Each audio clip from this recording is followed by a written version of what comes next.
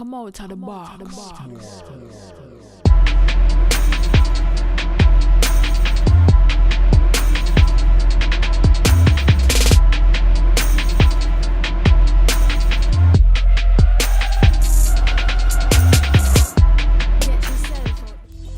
Hello YouTube, cheers and welcome to The Basement. My name is Bruce Lively. And I'm D-Boy Slim.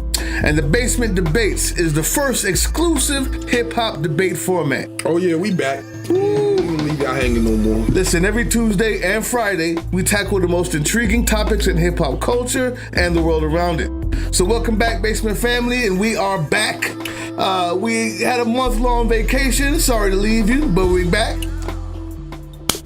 Good to be back. Good to see you again, brother.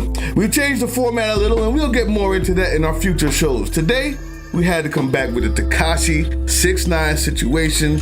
Y'all already know. Y'all heard about it. Know y'all talking about it. Know y'all in your break room and lunch room or on your Facebook chatting and talking about it.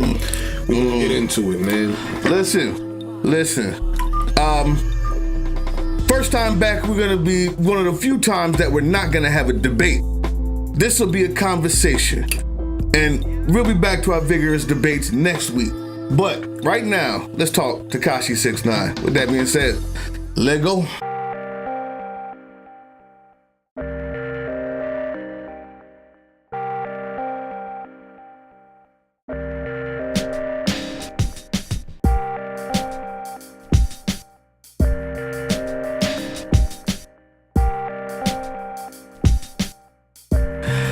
Talk about it, man.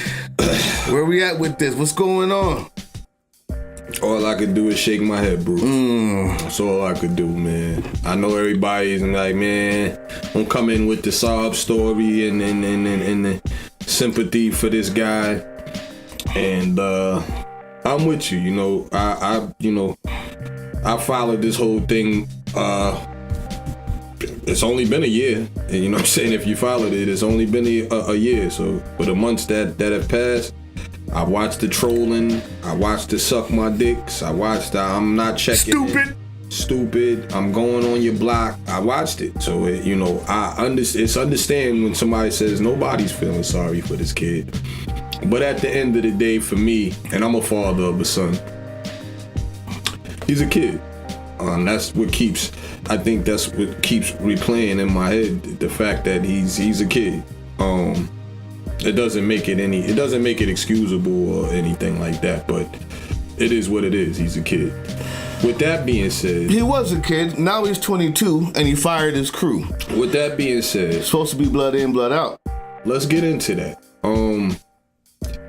I want to get into what caused him to be exactly where he's at right now, and what me and Bruce and what you guys feel will be the end result. Be sure to give us feedback. Always leave the comments. Leave the comments. First off, let's go back to the beginning.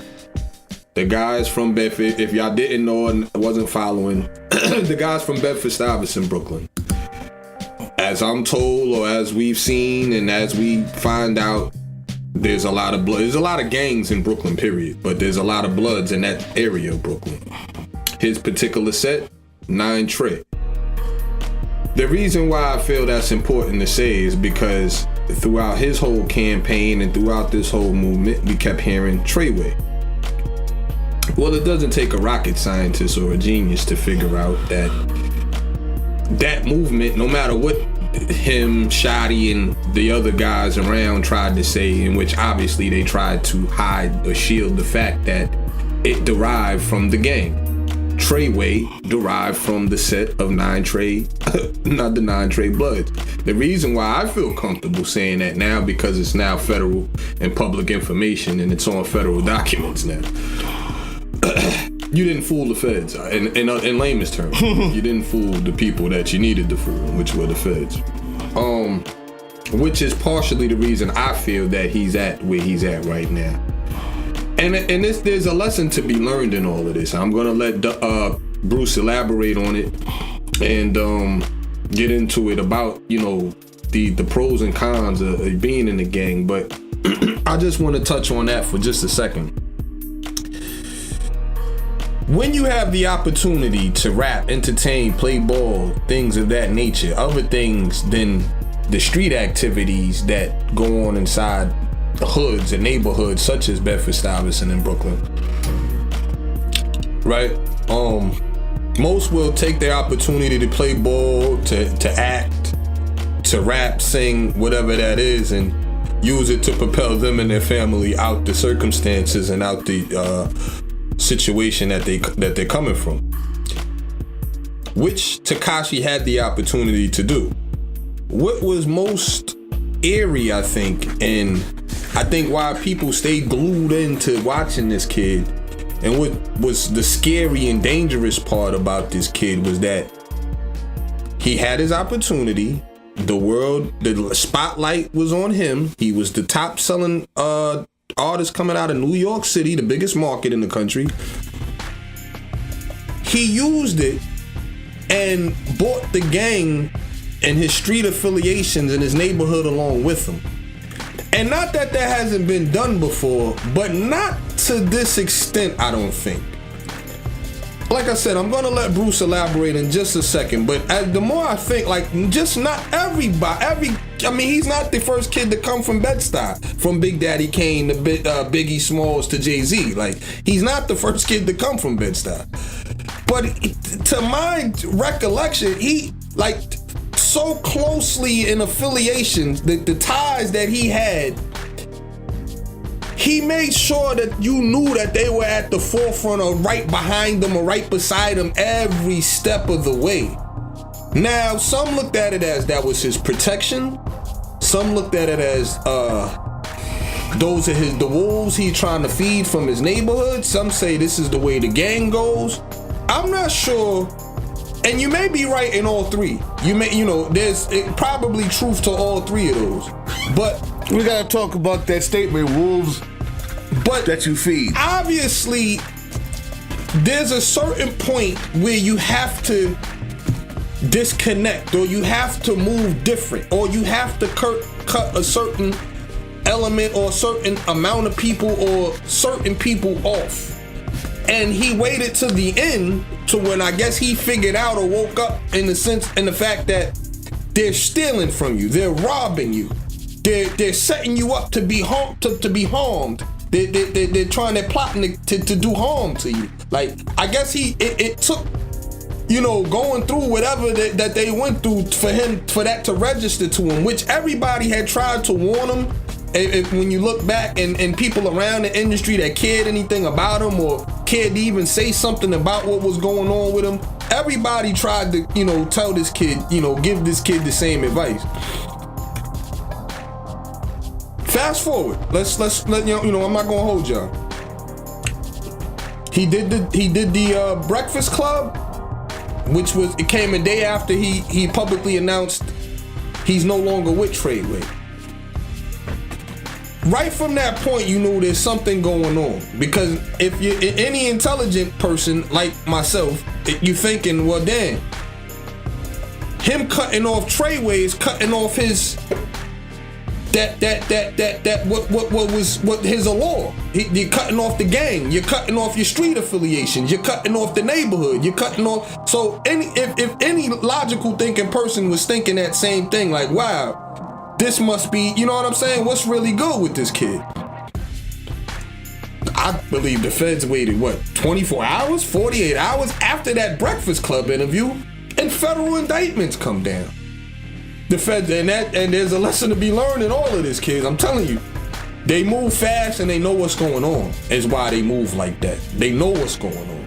They tried to save his life, is what happened. They may have spared his life because they had wiretaps and they had phones bugged to where they heard conversations being held about them getting ready to violate Tekashi because of those moves. So the thing I want to say about all of this is, boom, long story short, your affiliations.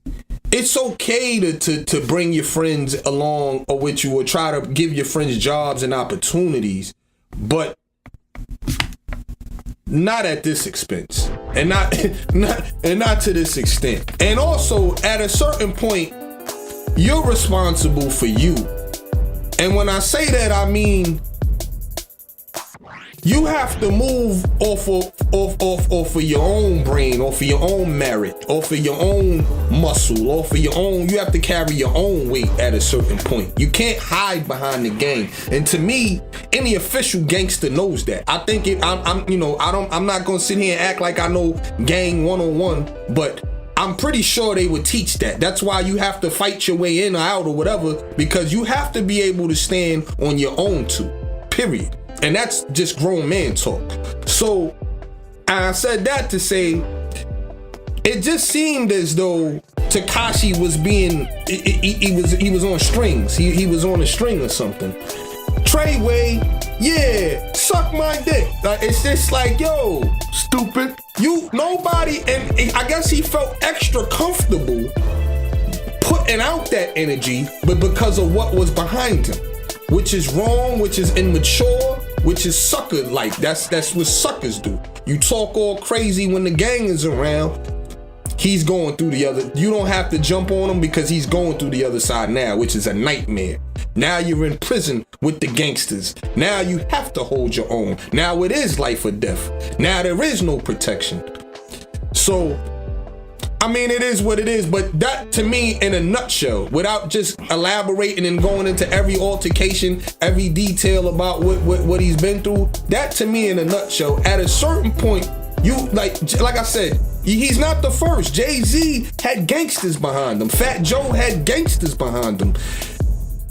They knew at a certain point. This is why you see the documentaries and the stories come 20, 30 years later about how this guy is mad and disgruntled that Jay didn't hold him down. Why this guy feels that Fat Joe should have held Pun and his family down more. It comes down to that because at a certain point, you have to move on your own and do what's best for you and your family and not worried about every other man, not worry about all the other gangsters out the neighborhood. And that may have been maybe too much for him, maybe too overwhelming for him. Maybe he felt like he couldn't because those ties is what got him where he's at. But ultimately, now it's got him to where he's at. if y'all dig what I'm saying, like now it's got him to where he's at currently, which is in a federal prison holding cell. So, I mean, it's wild because, like I said, all of this has happened inside of a year. And as far as, well, we'll get into that later, but let's see what Bruce has to say. Well, I think you said enough about Tekashi69. I want to talk about this team, this gang. Let's talk about Treyway. What is their involvement in his downfall? Was it necessary? Absolutely not. But you said something earlier about feeding the wolves. That means when you say that you're not one of the wolves. There's a reason why you feed the wolves, and so they can do the dirt. And you can continue to pay the body. You can pay the group. You continue to bring in the money. There's no way that the head, the set leader, the king, the lieutenant, the general of any set, any gang, would allow you to be caught dead or alive next to any crime. Not you, because you're the meal ticket. Unless you're the mark. This is what I'm saying.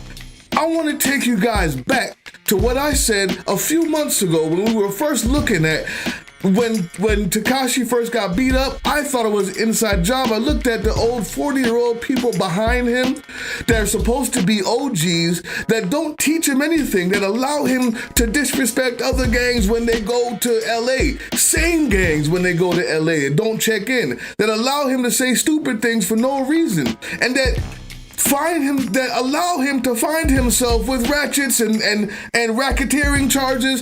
He's not supposed to be nowhere near that. Take a look. That's the wrap up. I will say one more thing in regard to how sorry I should feel for him. He is a kid. He's 22 years old. That's not really a kid, but he's also a father. Yeah, he should know better, but he also has OGs that's pushing him out into traffic at every moment. They want him to get in as most trouble as possible, because there's no way that the head of your set will allow you to go to LA and not check in, unless he's hoping that something happens, because that's just gonna make more money. That's just gonna sell the next record. You know that it was an inside job. He said it himself, and inside meaning someone that he knew closely. And instead of looking at the person behind you smiling with the Treyway, you're telling you to keep yelling Treyway. We won't have to go there, but yeah, I do feel a certain I do feel a certain sadness that he had to go, that anybody of 22 has to go through that. Any father has to go through that. I'm not going to feel sorry for you till you get back to Chicago and kiss the goddamn pavement and apologize to the gangsters that you've been talking all that crap about, and give back the head that you got from somebody else's baby moms when you Instagrammed it and took it to the mall, and all the disrespect that you gave to my city, and you want me to feel sorry.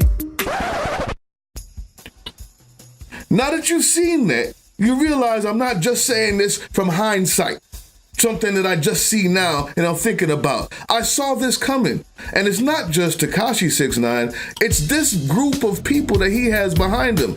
He found out a minute too late. He's 22, he got him fired, and what you don't know is that's blood in, blood out.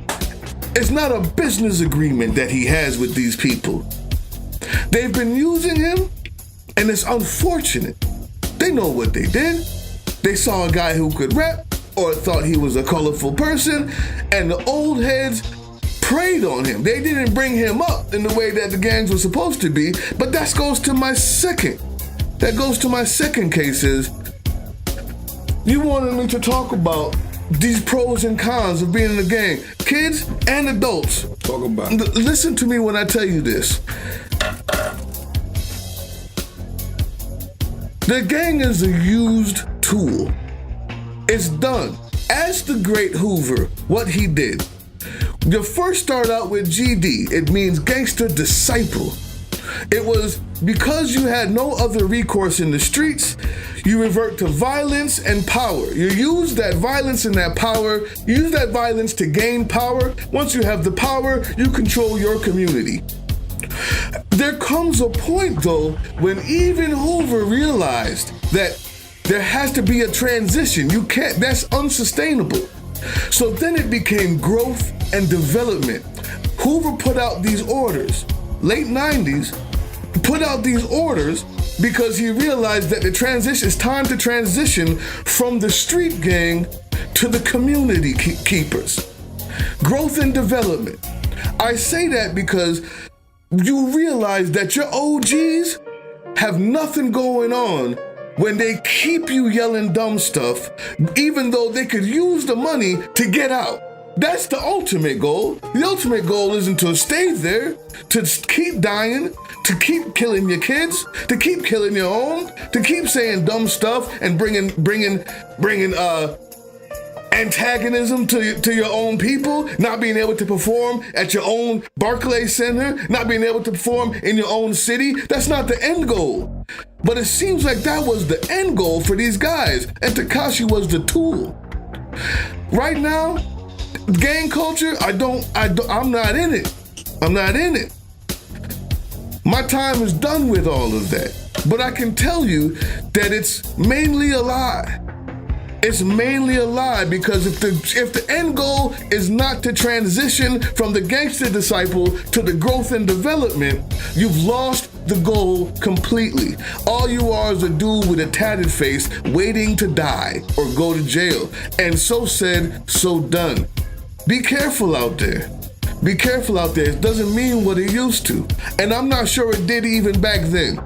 I was a young guy. But I can tell you right now, it's all about the me. And if there's a 40-year-old OG out there that's telling you do the dumbest thing and with no rules, even though they give you the rag, even though they give you the color, they give you the signs, but they're not giving you any knowledge, you're being used. You're being used. Sorry, Tekashi. Here's the thing for me.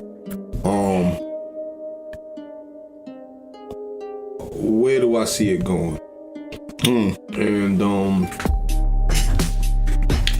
you touched on some great points. The thing about the distinction I want to make, a lot of times the gang and all the street activities, there are gangsters, may not be organized gangsters, but there are hustlers inside of the streets that get money or whatever, do what they do, and they're not necessarily gang members. And I make that distinction because anybody, whether you're a gang member or just a robbing a local thief, there's an unwritten code, there's an unsaid code in the streets, and that's to shut up, that's to be quiet, and that's because you don't want to get caught.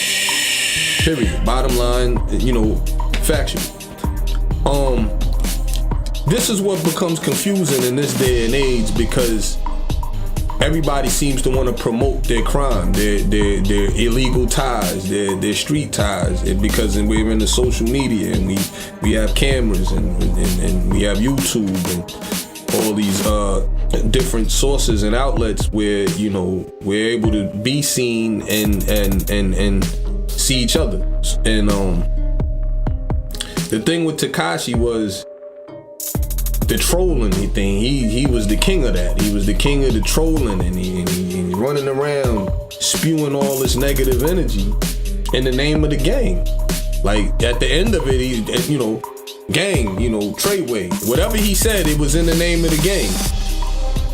Which, as Bruce pointed out, can't be smart by your dudes, that your big homies. Like, I don't know. The reason why, and let me just get to my point. The reason why I say that is because if you do have live active gang members, if you do have live active hustlers, if you do have live active killers that are still in the streets right now, bringing attention and light towards it by doing a bunch of dumb stuff obviously is not the smartest thing to do. That's obviously not. So that's what the entertainment thing where they was obviously taking it too far, and they had dirt to conceal. It was dirt behind the curtains. That's where it wasn't all that smart. So this is the deal though.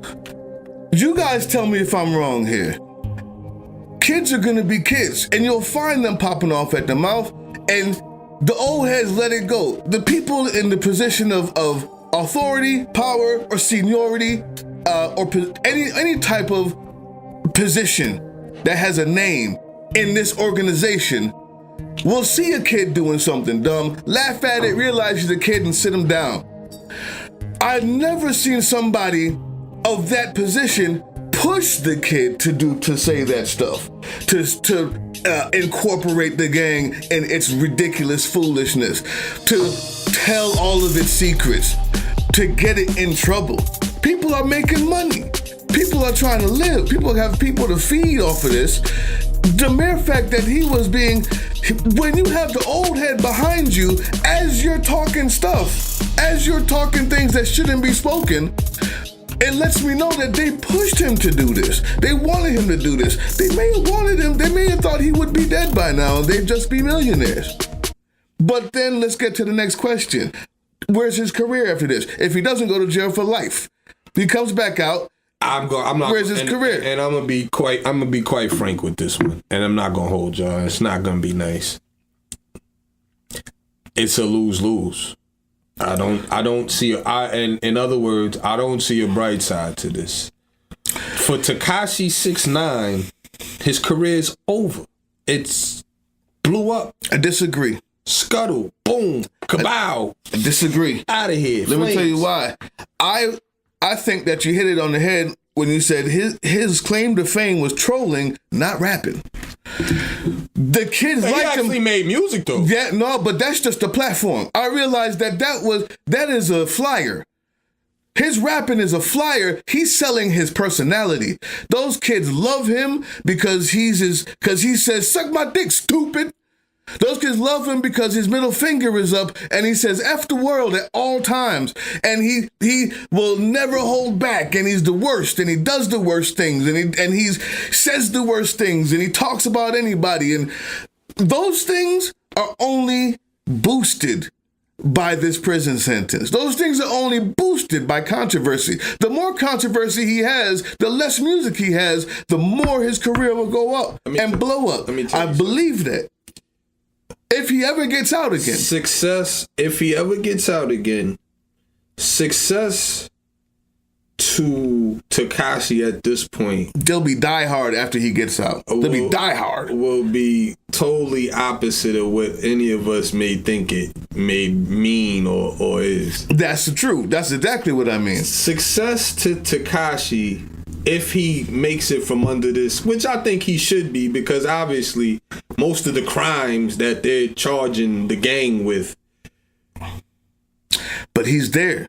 The few reports we heard, we listened to Ebro, the insider police involve him. But he is directly involved in enough. The racketeering is directly involved. Publicly, we loan this now. What they may force him to do is force his hand to point and snitch, which we know the feds love to do. Which may be his only out route. This is the wrap up.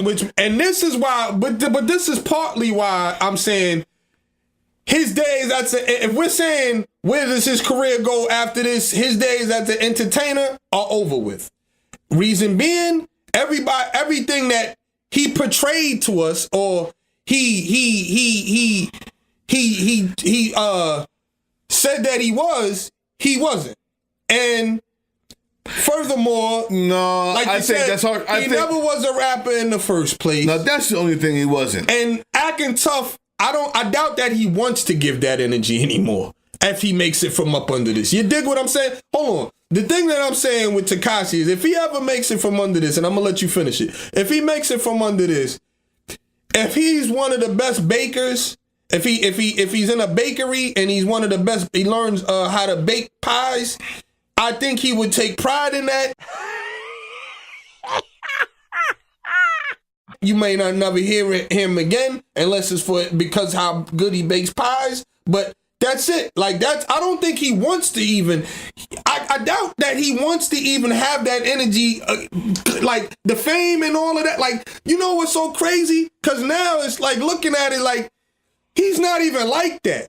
This kid, he might be like, I'm not gonna say a victim of circumstance. He's a kid from Brooklyn, Spanish kid, mixed. He turned all of that, probably getting picked on and bullied or whatever, into I'm the hardest gang member out of New. Like, we all knew that wasn't him. We all knew that that's not your body. We all knew that's not really you. But it's like now it's the light is on him. Like the light is like, wow, like he's not gonna want that type of energy no more. Like I doubt he even goes to entertainment anymore. If he does, I don't think he'll be successful at whatever area he chooses. I don't care if he's not going to get his own podcast. None of that.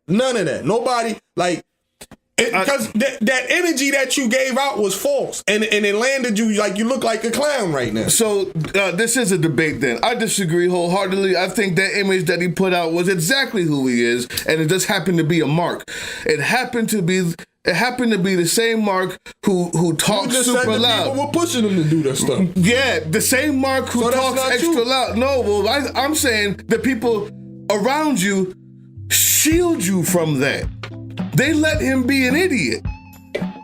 Because he's been there. Said they damn near pushed him like they wanted him to get. Yeah, but my thing is that when you do that, people stop you. I also said a kid is gonna be a kid, and you end up saying dumb things when you have money too young, or you have a little bit of power because you have a color on you.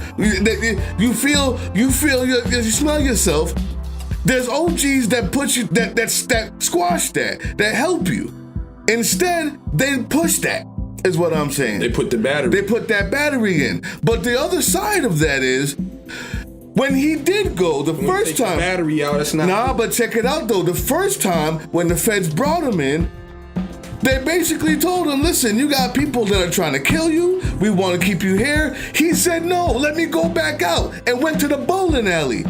And 24 hours after that, they picked him up again because those people that was gonna be at the bowling alley was gonna also be there to kill Tekashi69 in the FBI's idea. And why did they save his life? Is because they're hoping he's gonna talk. I actually believe that this kid means what he said. He had a chance right there with them and turned them down. I believe he might just do that again. Let me ask you this. And if that's the case, he won't have to rap. All he has to do is say, over a beat, and his fans, his 100% loyal fans will go to see his rainbow teeth and rainbow hair.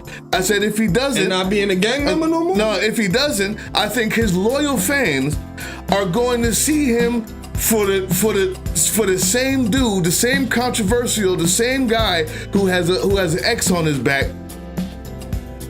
when he gets out. Let me tell you something. When Dummy Boy drops while he's in prison, which is going to, it's going to be like they're gonna call him Tupac. The young kids is gonna call him Tupac. You think I'm lying? This is where I disagree. Like, you're right. They're gonna call him Milli Vanilli. You say Pac, but I say Milli Vanilli. What do you guys think? Let us know. That's the good question to end it on. Listen, we're gonna do all the shout outs because it's been a month, so we got probably 50 to 60 to shout out. I'm not doing it today. We're already over 30 minutes. But we're back Tuesday, back to another debate. We're gonna be talking about everything. We're gonna be debating last month's governor's race. We're gonna be talking about Big Crit versus J. Cole and the feature killers. And that's gonna be with our guy Joshua Suggs. We talk about Memphis. We're gonna have a live call-in from Lil Bling. All the next few weeks, next few months is planned and it's going to be banging. Please watch the debates, man. We appreciate the love out there. Keep tuning in. We got ya. Peace.